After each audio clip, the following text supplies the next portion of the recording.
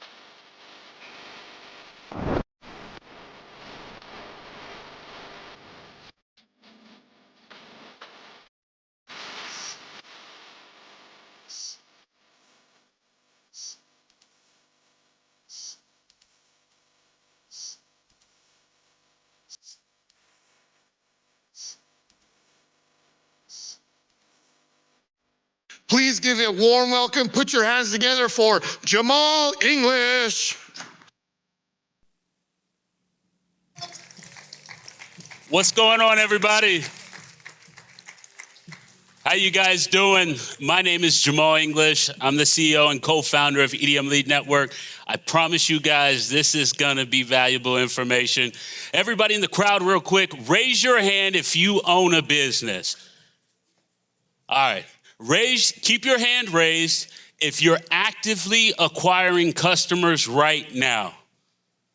All right, beautiful. We got a good audience here. So I'm gonna be running you guys through exactly how we built our infrastructure, some of the critical elements that you guys should keep in mind for when you guys are building yours as well.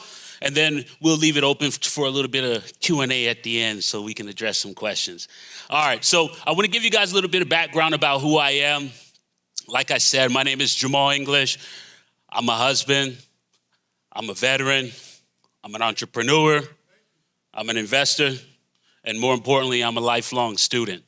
I do believe at every chance we have, we should try to learn as much as we possibly can out of every engagement, every interaction. Every opportunity is a new opportunity for us to be able to learn and grow. Now, just to kind of give you guys a little bit of a backstory about my feedback. So my background is very unorthodox. My parents, they started us working when I was very young. I started when I was working when I was 7.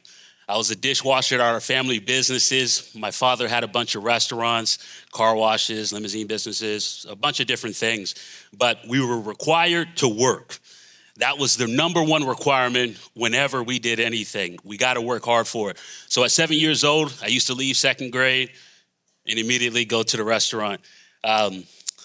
What's so crazy is actually one of my teachers ended up calling CPS on my parents. And it was so interesting because I thought it was normal. I thought everybody had to work. I didn't know any different. But my parents wanted to instill in us at a very young age the value of work, how to develop a work ethic, and ultimately it's kind of led me to get to where I'm at today. From there, started running restaurants with my dad, running the back end of the kitchen in high school. From there, started hosting phone parties at some of my dad's venues where we would bring in all the kids on Sunday nights when the bar was dead and be able to help them also be able to monetize, keep the lights open, make sure that things were actually proceeding in the right direction. From there, went to the military, studied radiology. That's actually my background in the military. And then in the military, I kept doing my side hustle. So window tinting, detailing, all that type of stuff was everything that I did. And then from there, I ended up pivoting to doing some more what I consider sophisticated work. I thought if I was able to be in a position where I could sell real estate or do insurance sales, that was really what I was envisioning for myself personally. But when I was getting out of the military, before I went into either direction, I said, let me get both of my licenses. I got my real estate license, I got my insurance license. I said, I'm at least gonna have options. Know exactly some other alternatives of what I could do in the event that I got out of the military and I needed to make some money. But From there, it ended up kind of snowballing a little bit. So met with a couple of different real estate brokers. That really wasn't my path. And then ultimately, I ended up going down the path of insurance and financial advising. That's what I focused on. I was passionate about it. I cared about it. I wanted to make sure I could help as many people as I possibly could. Now, look at this screen real quick, you guys, and I want you to see if you could find a correlation with any of these things I did in my prior experience. If you can, good luck, because I personally can't. And there's not really a strong correlation with any of these different jobs that I had, other than the fact that I cared about them and I wasn't making real money, okay? That's the truth. I wasn't making real money. So there's a couple things that changed for me that really allowed me to see myself in a different perspective, but also understand business at a much higher level. And those three things were, I needed something that was able to provide consistency, okay, which was a very big deal for me. I wanted to make sure it doesn't matter what happens in the world. I was always gonna be okay. Things were always gonna be able to keep going. I wanted that. I also wanted the ability to have leverage. I personally didn't want to be responsible for every dollar of production that I had to do. I personally didn't want that. I knew I didn't want that. That was something that I really wanted to avoid as much as possible. And the last thing is I wanted to be able to create systems. And the more systems I was able to create and the more systems that are created, the better that things ultimately get to be in the long run. So going into consistency part first, my first step into learning consistency started with understanding the basic fundamentals of math, okay? We all have learned addition, subtraction, multiple, and division, right? We've all learned that. Now, the most important number for me was how much did it cost to acquire a customer? I did not know that number in any of the past jobs that I've ever had. I never knew how much it cost to acquire a customer. And that was the beginning of my downfall.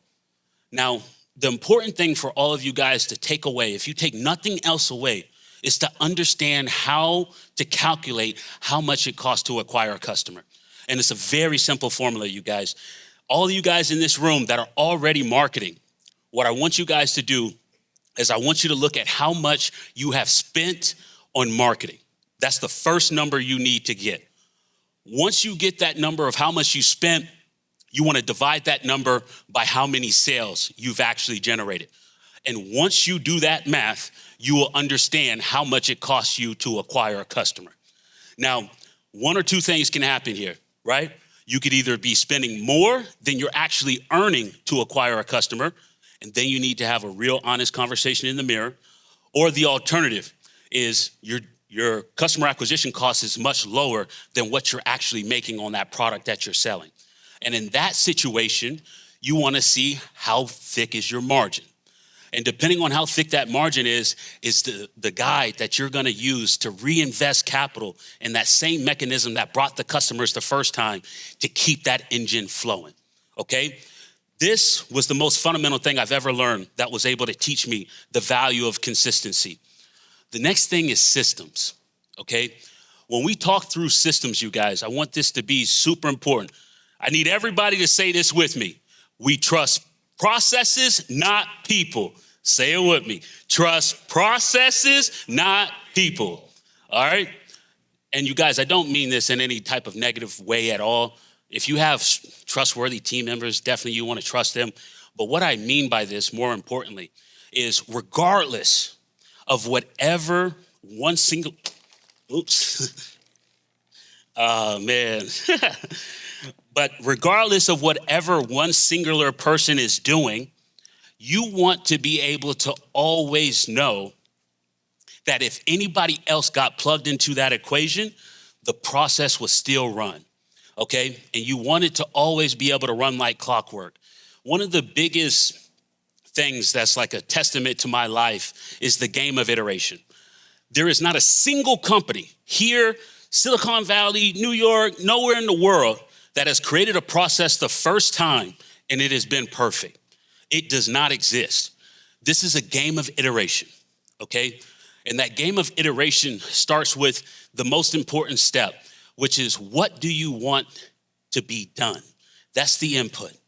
The process is what is supposed to happen after that input is done. So let's say a new lead gets generated. What is happening to that lead? Okay? And then the next goal is what is the output of what happened with that lead? And then you step back and you assess. And that is that feedback loop. And then you iterate once again, changing the input, following the process, and then you're going to ultimately get a different output. And this is the process that I want everybody to think through when they're actually starting to design their systems for their business, because it'll significantly change the way that not only you operate or your business operates, but overall how your team operates. Now, the last thing, and this is the most important thing, you guys, for a lot of people in here, leverage, okay? Sometimes this has a negative connotation depending on how you look at it, right? I was talking to a gentleman earlier today, for example, and we were talking about leverage. And it scared me a little bit the way that he was talking about it. And I want you guys to think about leverage in one or two ways. You either get leverage on time or you get leverage on capital. That's it. That's all that it is. Now, when you think about leverage in terms of time, this is where you have your employees, your 1099 sales force. This is where you're thinking about other mechanisms to be able to leverage other people's time to be able to lead to a profitable result for yourself. And this is probably what 90% of businesses are actually using leverage for, is other people's time more than anything else. Because the capital piece is a little bit harder. It's more of a passive engagement. It's not always super consistent, and it's not always the same for every business. Because some businesses don't need more capital. They need more time and resources to do the work that's needed in order to lead to the result that they're ultimately looking for. Now, you guys heard our business, EDM Lead Network, is our core business. This is everything that we do. And when we set up and sought out to build this company that we have today, these are the core problems that we were looking to solve. The first one is retainers. A lot of people don't like operating on a retainer-based model, okay? They don't want to pay me and not be guaranteed a result of what's going to come in return. And this is something that sometimes slows down the progression of being able to onboard new business or being able to scale up your team. I've seen that more often than not. This is something personally I don't believe in terms of paying for retainers for specific services like marketing, where this is something that sometimes doesn't always lead to the results that most businesses are truly looking for. And then the other thing is most companies have tech stacks that are spread out all over the place. They got this CRM, they got this dialer, they have this call routing system, they have this SMS system. They have so many different things that make the process so complicated that it ends up slowing the business down more so than helping them propel and move faster and further. And this is some of the stuff that I think if we could figure this stuff out, and I was talking to my business partner, Rita, about this, if we figure this out, it's gonna change the game. Because if we can consolidate the tech stack, we can save companies money, we can make the process more seamless, all that stuff would be the ultimate benefit. And then of course, compliance. So I'm in a very litigious industry. And for some of you guys, if you don't know what litigious means, all it means is a lot of people sue, okay?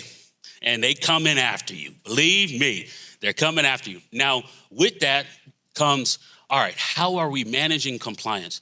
And nobody in business will ever be able to say they can eliminate 100% of problems, but your job is to mitigate them. As long as we can mitigate any possible issues that could ever arise, we'll always be put in a superior position. We're always able to help these businesses continue to grow. So let me walk you through our ecosystem real quick at a high level.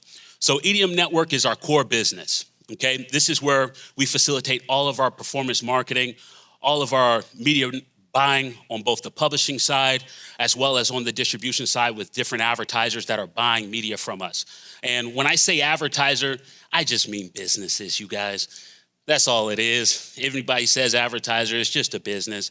And then Whitelist Data is our compliance platform where we do data hygiene, data management, and that hygiene process consists of DNC scrubbing, litigation scrubbing. How many realtors do I have in here? All right.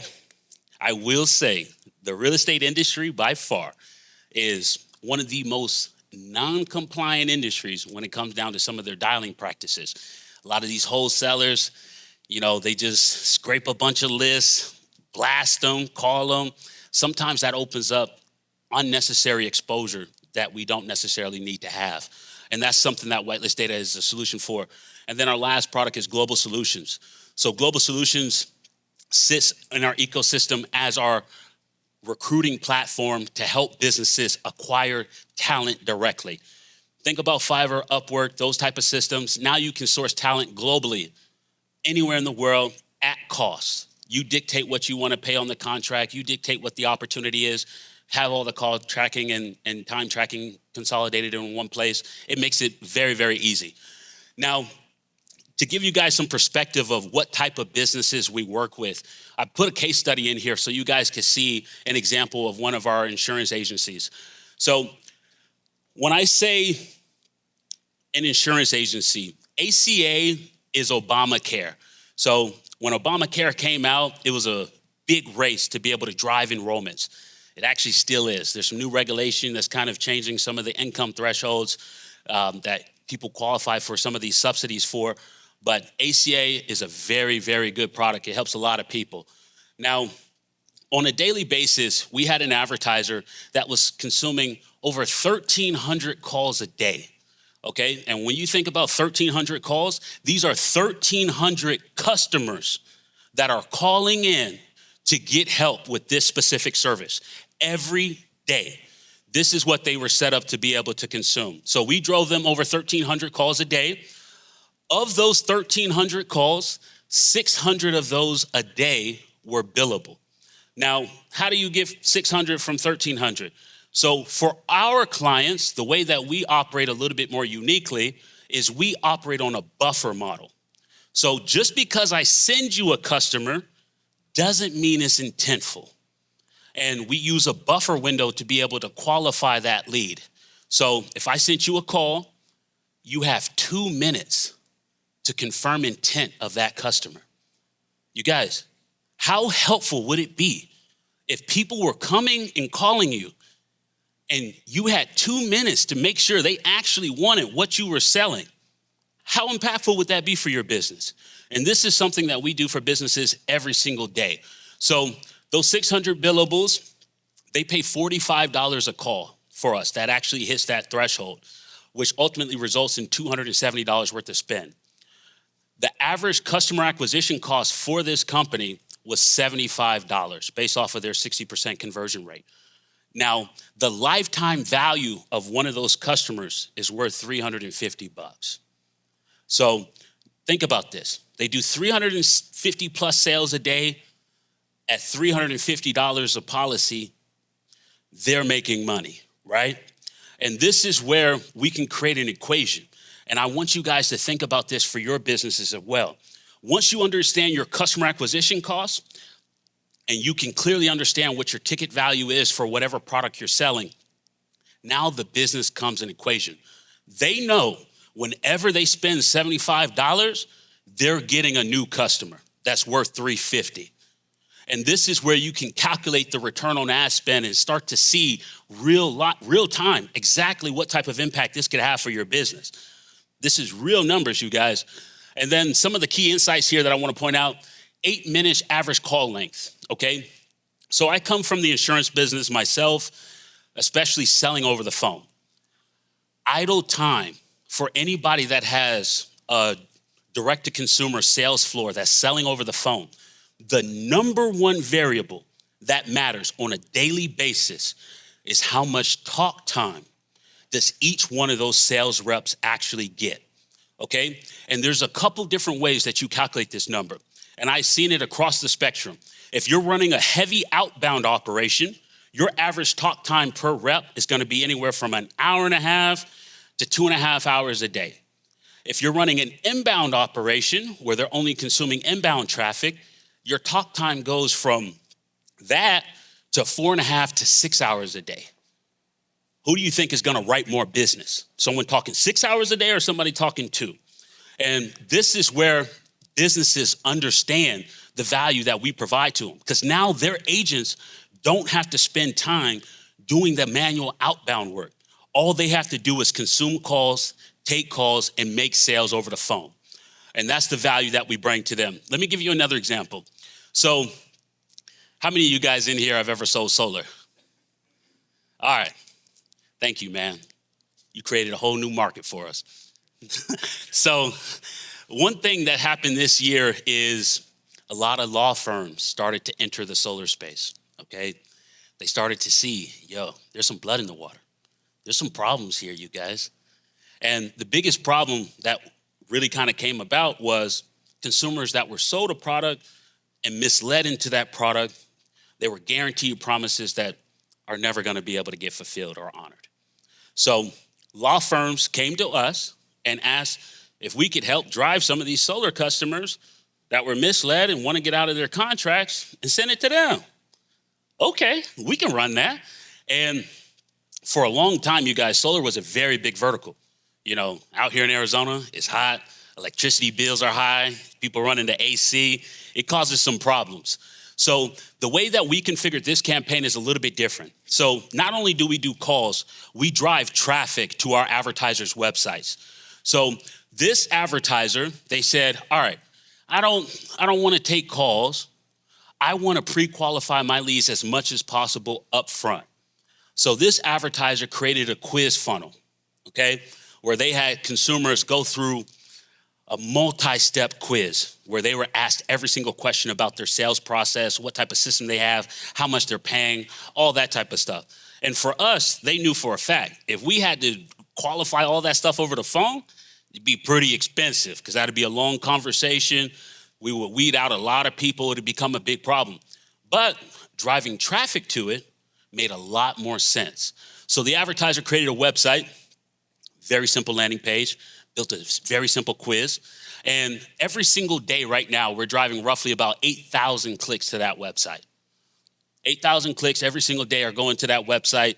Now, right now, we're sitting at roughly an 8% completion rate on that funnel, okay? So of those 8,000, we know 8% of them are gonna be able to go through the whole funnel to completion.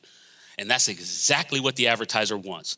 So every day, they get roughly about 640 of these people that come through the whole flow, fill out their information, tell them exactly what's going on, and they pay us $50 a lead for these specific consumers that go through this whole flow.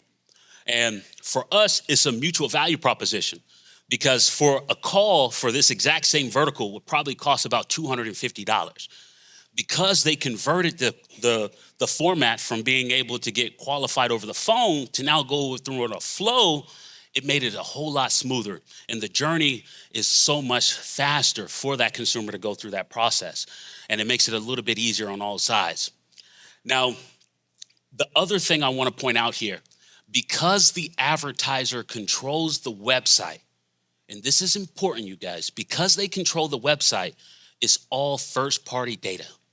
And they don't ever have to worry about that data ever being resold because they control all of it. We don't even see the data. So even though we're driving all the consumers and all the traffic and all that type of stuff, they're the only ones that have access to the data. And I will tell you guys, data's the new currency. If you guys aren't on this wave right now, you better listen. Data is the new currency. And the more data that you own and control, the better. So typically, anybody that's ever dialed outbound, how many people here have dialed outbound on age lead lists and that type of stuff? What was your average contact rate? Just yell it. Horrible. It's horrible. Regardless of whatever it is, it's horrible. The average age file, you guys, does an average of a 3% contact rate. It's around 3%. It's the contact rate on age leads. What you gonna do with 3%? That's 1 in 33 people you gotta call.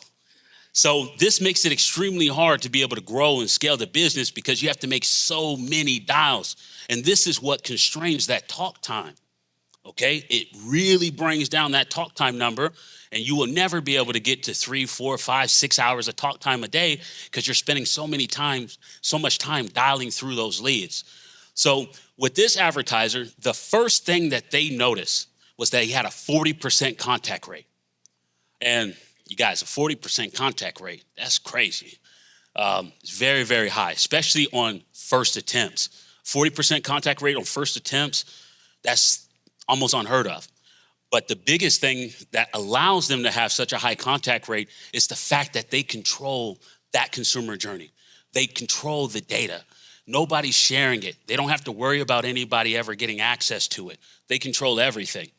And when they came to us, they had big infrastructure issues, right? They wanted to run this offer, but they didn't have any publishers or affiliates that knew how to run this offer. It was a completely new vertical. So they came to us in the network. They had no mechanism to track clicks. They didn't know what a pixel was. So we had to build out all this infrastructure for them. And the biggest thing that they took away from it is the fact that they don't need to do everything alone. We can make it so much easier by just building out the infrastructure, having them plug into it, and then immediately start getting traffic where we're both mutually monetizing and everybody's making money. Now, let me give you a quick rundown as far as what EDM does, especially if you guys don't understand. We sit in the middle between publishers and advertisers. We operate as pretty much the gateway, essentially, to control compliance, to make sure we manage payments, make sure the routing is configured properly. All that type of stuff flows through us. Now, a publisher is anybody that's originating customers, okay? So anybody here that knows how to acquire customers, you're a publisher. Also known as affiliates, depending on how you're driving that traffic, but you're a publisher. On the other side is where we have our advertisers. And that's just another fancy word for saying a business owner that's looking to get customers. So you guys can see how we operate on both sides of the business. Everybody's able to eat within the ecosystem. Now, just to give you guys another high-level bird's-eye view as far as what we do at EDM Leads, we have 100,000 leads that come through our system every single day. These are live transfers, inbound calls, form fills, and clicks. All of these leads flow through our system every single day and get routed to potential advertisers that are looking for those potential customers. And this is where it creates an opportunity for everybody here that's looking for customers, that has customers, or wants to be able to arbitrage both sides. And this is kind of where we could be able to monetize everything all together. Now, we've had 3 C's that we've lived by since we built this business. The first one is compliance. We want to stay compliant, you guys. We want to do good business. There's so many marketing companies that come in and then they die, they go out of business, they disappear. You never know what happened to them. Typically, it's because they're not compliant. They're getting hit with all these lawsuits. They're having these big issues. They're not able to sustain. The other one is conversion. If I send you a lead, I want that lead to convert. If it doesn't convert, it's your fault. I'm just kidding.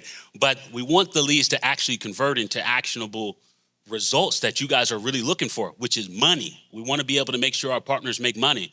And the last thing is consistency. Same thing I've always wanted in my business, I want to be able to provide in other businesses where they can have the consistency that they need to be able to sustain their operations, make money, and continue to grow their business. Now, when you think about our business, I want you guys to look at this entire ecosystem. We've built a lot of technology to power our business. And tech has been the foundation of how we've been able to grow and scale as fast as we've had, because we wanted to make the process easy but simple. And the biggest thing there was the introduction of our publisher platform, which allows us to be able to display all of our offers, manage our applications, understand what's happening compliance-wise. All that stuff happens in that ecosystem. Our advertiser system, our global solutions platform, which is built to be able to recruit and hire the talent. This is actually where we found most of our engineers that helped us develop most of our infrastructure, was through the product that we created to help other business, ended up helping ourselves at the same time. And if anybody here has any aspirations to build technology or to build systems or to build infrastructure or need help, this is where I would highly, highly recommend you guys go check out Global Solutions. Get the resources at cost. It does not have to be complicated. When we think about building technology, most people think that it's so complicated and it costs so much money. It depends how you do it. And for me, one of the big core beliefs that I have is we want to make it simple and we want the market to tell us what they're looking for. And that's how we enhance and build the feature set that becomes available in the products that we deliver. Now, let me go through our publisher and advertiser ecosystem one more time real quick for you. So when you come into our system as a publisher, you're guided through our onboarding process. During that onboarding process, we ask you everything about your business, about your mama, about your kids, about everybody. We want to know everything that's happening. And the big thing there is just to understand who we're dealing with and what type of business are they truly running. From there, they get vetted by our internal team, and all of those publishers become available for our advertiser network. So whenever a business wants to come in and acquire customers, they simply will go to their platform and go through the entire vendor catalog of all the different publishers that are available to run their specific offer to help them acquire more business. And this is where the cycle just keeps going. As of right now, we host over 1,000 offers on our ecosystem for publishers, where it's across insurance, financial services, home services, legal, travel, real estate, and 72 sub-verticals underneath those industries. And this is where the engine is always flowing. There's a lot of, you guys will see, most industries are very cyclical. They go through their ebbs and flows. Sometimes it's a boom, sometimes it's a buzz. And this is kind of where you have to be able to really focus on where the market is moving at any given time. Like, back in 2022, 23, mortgage was booming. I could not, I was trying to swat off all these mortgage lenders because they all wanted more customers. And there was a lot of people in the market that were looking for help. But right now, they're coming back a little bit. But for the most part, a lot of them have died down with their customer acquisition. And this is kind of where they're trying to sustain based off of their existing book of business, doing refinances, things like that, which does change the market for our business in terms of being able to drive new customers. And this is something that we're very proactive about.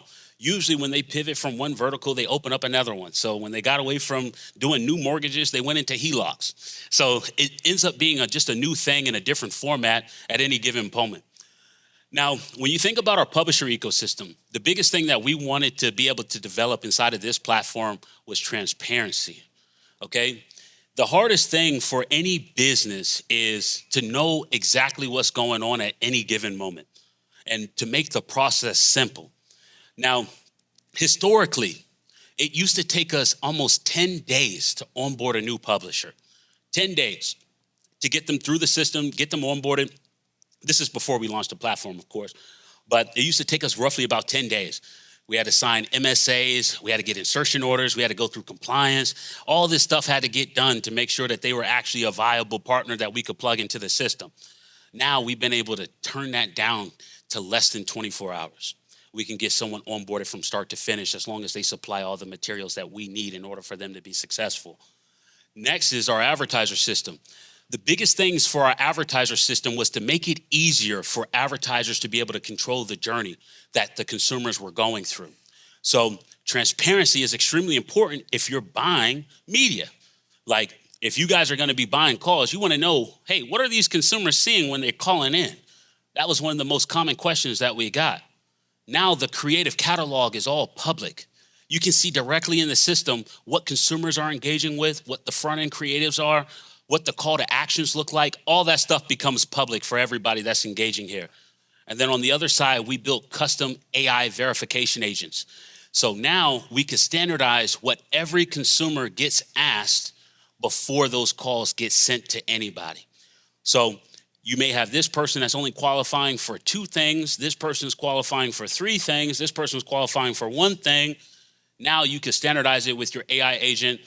It sits in the middle between the vendors as well as your salespeople.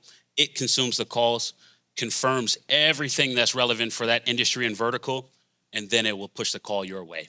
That way we can make sure we can control the quality, keep the traffic consistent, and make sure that it actually performs the way that you're intending it for it. And then ultimately, what we started to see was so many people wanted to use our system that we had built out. So this is where it completely changed our business model, because at first it was supposed to be an enclosed ecosystem. Nobody outside of this ecosystem is able to participate with us aside from those that we're already working with. And then my business partner and I, Rita, we had a realization. Why are we creating competition? We're creating our own competition. And this is something that I think is extremely important for everybody here. There's no reason for you to create competition when you can create partners, okay? If you can create partners from competition, now you guys are both equally able to grow together. And this is when we released our white label product. So now in the white label ecosystem, all the companies that were trying to sell marketing to other advertisers the same way we were, now they come into our ecosystem and they bring those advertisers into the ecosystem and they eat with us.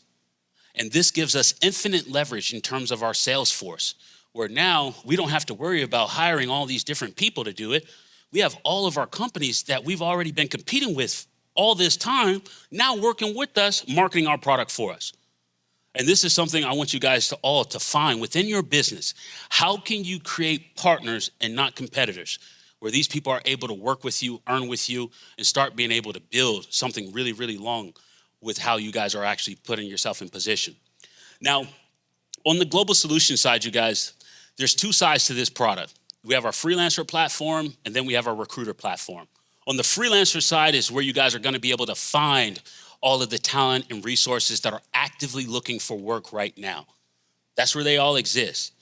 And then on the recruiter side, this is where you're able to post jobs, track your contracts, see all the time tracking from all your resources. You can make job posts. You can do whatever you want there. And for us, the reason why we built this product is because we were throwing away so much business. So many times, the BPO side of our business, just to give you guys some context, consists of roughly a minimum of 10 resources. Anybody that wanted to use our BPO services in the past, they had to come in with 10 resources. They had to at least commit to 10. If they weren't willing to commit to 10, it wasn't even worth the time for us. And we were throwing away that business. A lot of businesses only need one or two people to do specific functions that they have to be able to make sure are executed for their business. And this is where we created Global Solutions to make sure that now you can source that talent directly where it exists at cost. Okay, we're not trying to mark anything up. You pay a 10% service fee for the platform. That's it. That's all we want. We want to make sure that we can connect dots and make sure that these businesses are able to have longevity in exactly what it is that they're doing. And then our last product, Whitelist Data. So let me give you guys a rundown real quick. So when we first got into the business, really started selling calls heavily back in 2014, going into 2015. January of 2015, I got my first demand letter. I was scared. I didn't know what was gonna happen. I didn't know how serious this was. I saw somebody threatening legal terms, had big dollar amounts in the letter. I didn't know what this was. I was so scared. I didn't know what to do. And then lo and behold, there's professional litigators that exist out here, you guys. This is their whole business. And I want you guys to understand this. There are people that are out here in this world. All they do is take calls and send demand letters. That is their whole business model. And they make a lot of money doing it because most businesses are too scared to be able to have a conversation or see through some of this stuff where they'll just settle with these people. And these people know it. These people know that people will settle with them. And because of that, this is why these professional litigators actually exist in this world. And you don't want to get a bad one. A bad one will ruin your day. Big time. A bad one will ruin your day. So this is where we created Whitelist Data. How many of you guys here have websites? Raise your hand. All right. How many of you guys that have websites are able to see every visitor that comes to that website and don't convert? How are you able to do that? Okay, so one big thing that is extremely valuable, especially for website owners, this is big in the e-com space, is a product that we created called Identity Resolution. And how this product works is it's actually a pixel that sits at the header of your website. And any raw visitor that goes to that website, we're able to take the unique identifiers of that visitor, whether it be mobile IDs, IP addresses, and we can append that data against our database and tell you exactly who that visitor is, even if they never did anything on your website. How valuable would that be to anybody in this room? So this is something that I really want you guys to be mindful of, especially if you're selling products heavily, because this is where you guys can create real re-engagement funnels, okay? And re-engagement is where the money really is in marketing. You want to re-engage your audience, make sure that you're able to squeeze that juice as much as possible out that lemon and get all the money you possibly can. Now, aside from the DNC litigation suppression and all the IP identity resolution, the other big functionality in this platform is called data enrichment. So we had another problem in the business. We receive a lot of inbound phone calls. And when we receive an inbound phone call, the only thing we have is the phone number of that consumer. That's it. That's all we have is the phone number of that consumer. I don't know their first name. I don't know their last name. I don't know their email. I don't know nothing about them. And if I miss that call, I have no way to re-engage them other than a phone call. So what we ended up doing is build out our data enrichment product. And what this allows you to do is to provide us a single data point, whether it be phone number, email. We could also do it by PII information. And we could give you the rest of that consumer profile and tell you everything you need to know about them, where you could be able to use that data, remarket to those consumers, and be able to actually bring those people into your ecosystem and close them yourself.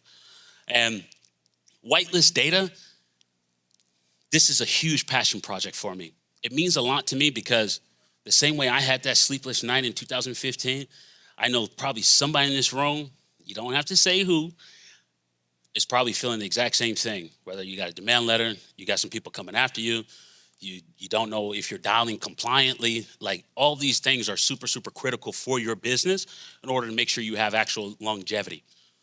Now, what did we do differently with EDM that really kind of help us be put in a different position as a business?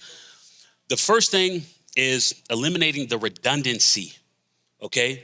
There's so many things that become redundant because they have to be done over and over again, and there's so much back and forth. Compliance being one of them, right? Communication being one of them, what you present being one of them.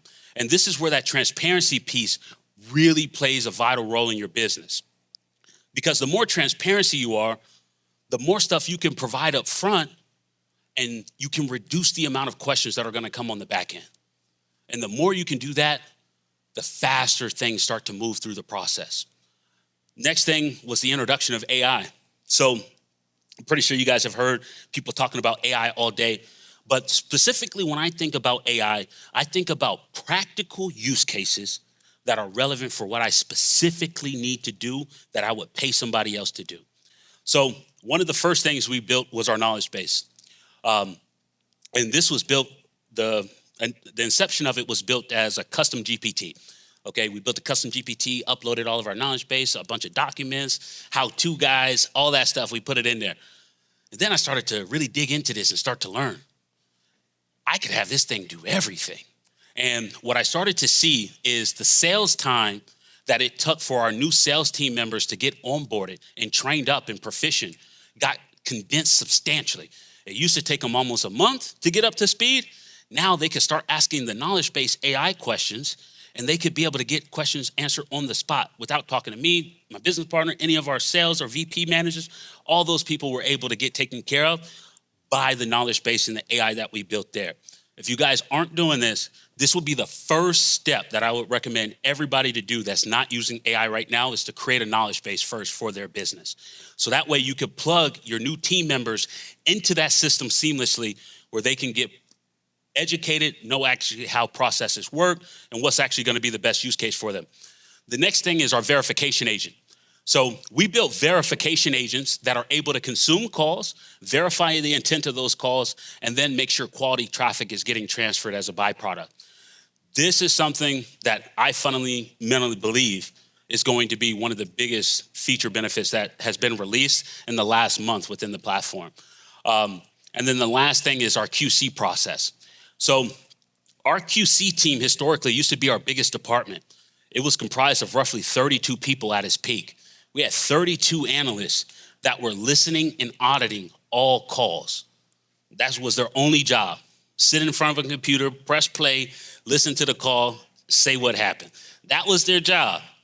We ended up building a QC agent that's able to consume the calls, take the recordings, transcribe them, create a feedback summary of what happened on those calls, predisposition them, and then assess a star rating on each side for both our publishers and advertisers, let them know what's happening on the call handling side. That team went from 32 people to 4. Now, you might say, all right, you're getting rid of jobs, Jamal, you're getting rid of jobs. This is where skilled labor will always have opportunity. Skilled labor will always have opportunity. You guys can clearly see it doesn't take much to sit in front of a computer and listen to a recording. There's not much effort that goes in there. Having conversations, solving problems, being able to know actually how to make money, that's something that's never gonna go away. AI can't replace that. And this is what we repurpose a lot of those resources to do, is to actually get into more proficient roles where they actually had to be able to perform. And then next thing is our recommendation engine. If you guys don't have this is something that you should also introduce, which is a recommendation engine of what's happening on both sides of the business. If you need something on one side, tell them what we need. If we need something on the other side, tell them what we need. And this is very, very simple to implement. The next thing is consolidated communication. We were on Skype, Telegram, WhatsApp, Teams. We were on all these different systems to communicate with everybody within the network that made it so hard. We couldn't talk to as many people as we needed to talk to on a daily basis. So what we ended up doing, consolidating the communication in our platform. We have a closed ecosystem. Everybody's able to see the prior communication with everybody, and there's no one-off conversations. The one-off conversations is where things get lost. Nobody knows what's going on. This person said this thing, this person says this thing, and nobody's aligned. That creates problems. And then, of course, streamline customer support by making it much easier and making it much faster for everybody to be able to get plugged into the ecosystem. Now, here are the type of advertisers that we're working with. ADT, Progressive, GoHealth, eHealth, T-Mobile. These are the brands that bring us in to drive their customer acquisition. And we do this at scale via calls, transfers, form fields, traffic, whatever mechanism they're looking for to acquire customers, this is what we're driving for them. And then, of course, I want to kind of highlight the fact that last year we were ranked number 33 on the Inc. 5000 fastest growing companies in America, number 2 in all of Arizona. Thank you, guys. That's me and my business partner, Rita, at the conference where we were kind of featured here. But I want you guys to know anybody can do anything. You just got to commit the time to it, execute, and believe that what you're doing is actually meaningful. If anybody needs anything, you guys, if you want to advertise with us and buy media, here's your QR code. If you want to sell traffic to us as a publisher, here's your QR code. And if you do want to broker media with us and hear about that opportunity, how you can do exactly what we do, there's your QR code. I appreciate you guys. Thank you for listening.